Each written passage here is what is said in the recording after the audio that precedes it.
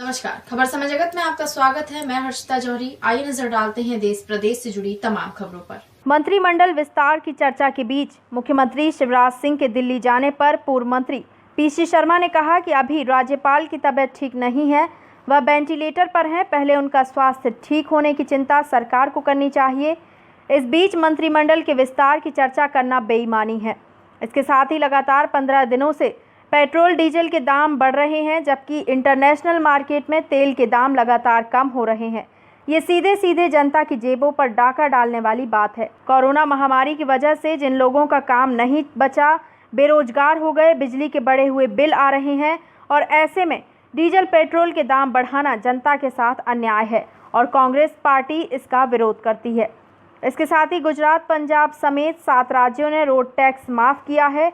मध्य प्रदेश में भी कोरोना काल का रोड टैक्स माफ़ किया जाए। जब सड़कों पर वाहन ही नहीं चले तो रोड टैक्स किस बात का। वहीं उन्होंने कहा कि कोरोना महामारी पर अभी भी कंट्रोल नहीं है। बच्चों के भविष्य को लेकर कहा कि उनको जनरल प्रमोशन देकर आगे बढ़ने का मौका देना चाहिए।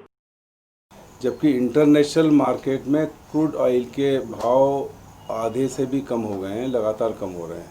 तो सीधे सीधे आम जनता के जेब में डाका डालने वाली बात है। कल ही 35 पैसे पेट्रोल और करीब 60 पैसे डीजल बढ़ा है। 86 रुपये का रेट लगभग हो गया है भोपाल में डीजल पेट्रोल का। ये निश्चित तौर पर कोरोना महामारी के बाद जिन लोगों का काम नहीं बचा, बेरोजगार हो गए, बिजली के बड़े बड़े बिल आ रहे हैं, उस समय डीजल पेट्रोल के भाव और बढ़ाना, ये मैं समझता हूँ कि ये बहुत ही अन्याय है और कांग्रेस पार्टी इसका घोर विरोध करती है कि ये कम से कम मार्च में जो रेट थे उसी रेट पे लाना चाहिए, क्योंकि इंटरनेशनल क्रूड ऑयल का भाव कम हो रहा है।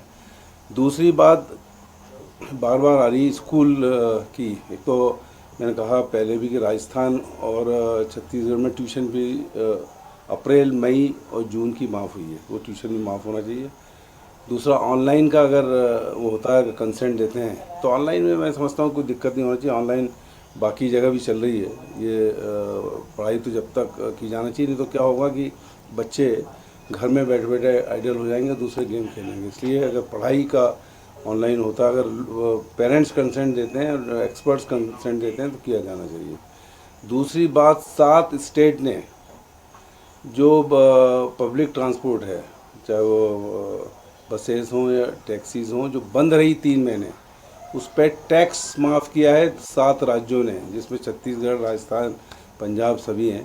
तो मध्य प्रदेश में भी ये रोड टैक्स माफ़ होना चाहिए, बल्कि जो प्राइवेट लोगों के थे ये भी बंद थे, तो ये सब रोड टैक्स, जब रोड पे गाड़ी नहीं है तो फिर रोड टैक्स आएगा, ये माफ़ होना चाहिए। और दूसरा, कोरोना की महामारी को अभी भी मैं समझता हूँ कि जो कंट्रोल होना चाहिए वो नहीं है। हिंदुस्तान की बात करें तो 4.25 लाख से ज़्यादा हो गए हैं और 13,500 लोगों की जान चली गई और मध्य प्रदेश में लगभग 10,000 से ऊपर संक्रमित हुए हैं। भोपाल में भी कल 3 डेथ हुई, इंदौर में 4 डेथ हुई। ये सब हॉस्पिटल्स में सब फैसिलिटीज़ होने के बाद भी ये क्वेश्चन मार्क है कि ये लगातार जाने क्यों लोगों की जा रही हैं, क्या हम इसको कंट्रोल नहीं कर पा रहे हैं। टेस्ट ज़्यादा से ज़्यादा होना चाहिए, सस्ते होना चाहिए, इस पे जोर नहीं दे रही सरकार, और आइसोलेशन होना चाहिए, इस पे जोर नहीं दे रही सरकार। खबर समय जगत के लिए संवाददाता शक्ति Bharti, Bhopal. For latest news, subscribe to our channel and press the bell icon.